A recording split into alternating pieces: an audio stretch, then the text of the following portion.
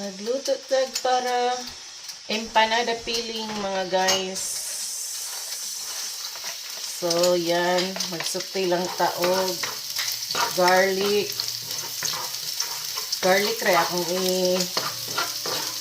spice guys kay para dili madaot dayon ang ato ang empanada.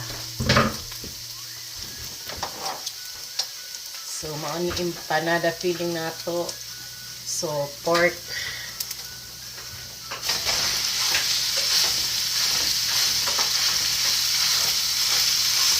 Tuon lang natin.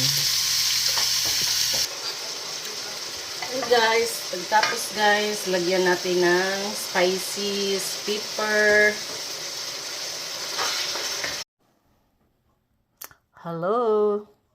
Mga kaluds, so mao ni atong ingredients sa ato ang empanada dough. So this one is all-purpose flour,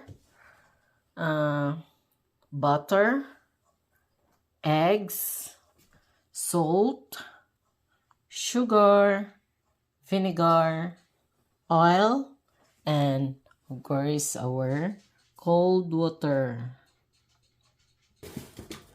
So, mauna ni atong empanada dough guys. Gihalo-halo lang ang mga ingredients and then masahon or ido. So, mauna na siya.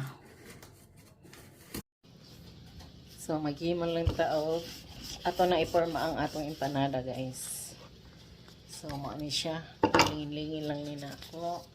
Tapos, lagyan ng butangan of filling. Lagyan ng filling guys. So, yun lang.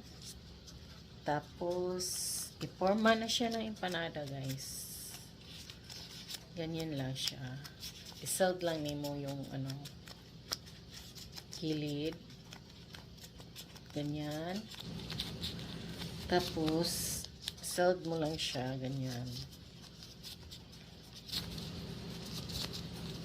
So, hindi pa ako masyadong master dito, guys. So, yan na.